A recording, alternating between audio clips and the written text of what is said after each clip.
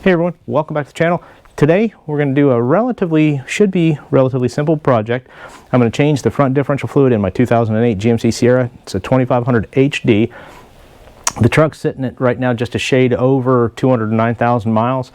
I don't remember when it was changed or if, and so I think it's been changed a couple of times during services and other things that were done to it, but it's been probably somewhere close to 100,000 miles since the last change, so it's definitely due or overdue. So we're going to get that done today.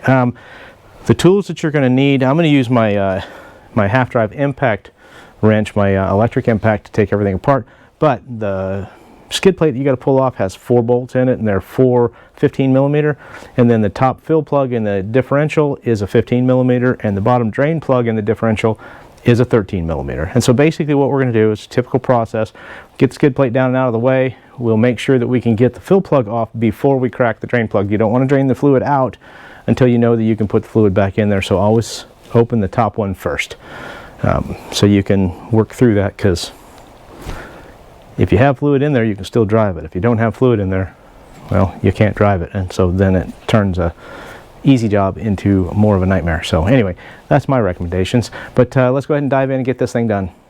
All right, let's look at these things before I'm doing this with my hands and can't have the camera under here.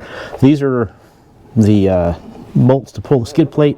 There's these 2 in the front, these 2 here in the back, and then the skid plate should come down. Once I get the skid plate down, I'll jump back in and show you the other plugs that we're going to have to pull out.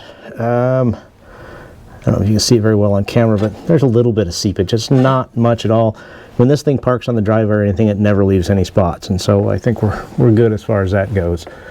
All right, so the skid plate is down and out of the way, and so this one here is our fill plug up here, which is a 15mm, and then this one down here is a 13mm, and that is our drain plug. So let me go ahead and grab a wrench, and I'm going to use a wrench on that instead of using the impact, just because I'd like to have a little more control over it. So I'm going to grab a wrench for that one, and a wrench for that one, and a drain pan, and we'll get this fluid out of here. All right, now we've got it out of here, I'll try to get this thing to focus a little bit. Let me see what kind of trash we have on the magnet.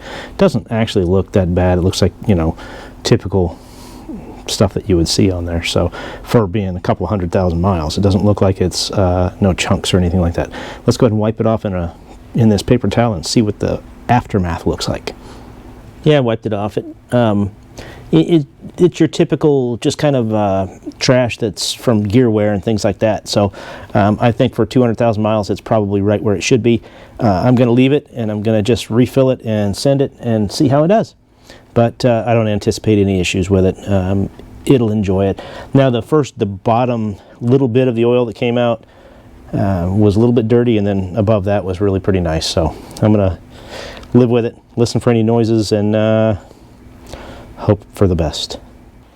All right, so I've got the drain plug back in, and I am using Amsoil, and it's the Amsoil Sever Gear synthetic gear lube. That's what the truck calls for, and it is designed for towing and heat and all those severe duty kind of applications.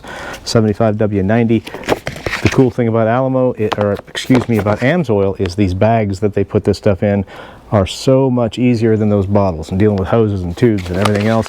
These things, you stick it in the hole, turn it upside down, and squeeze it in, and it all goes in. I mean, it is fantastic. So Amsoil is highly recommended around here. If you don't already have an Amsoil dealer, then check out alamooil.com, and Kyle will hook you up, take care of you, and if you're going to order from him, let him know I sent you. This is not sponsored, not supported in any way, shape, or form. It's just Kyle has taken care of me for many years, and I really appreciate him doing what he does, because, hey, he's a great dealer. Give him a check. Let's go ahead and get this stuff put back in there so we can get this truck back on the road. Shouldn't take us but a few minutes. We're almost there. Okay, so I wanted to see if I could get some video of actually putting the gear oil in with this Amsoil bags, and so let's give it a whirl. You may not be able to see anything, but maybe you can. Basically, you put the bag in there, or put the tip in there, and just start squeezing the bag and hope that you don't drop the bag. And so from there, it's really just about that easy. Take the bag, Get the bottom of it like so, and just kind of start rolling it up. And roll everything out of it. Ooh. Pardon me.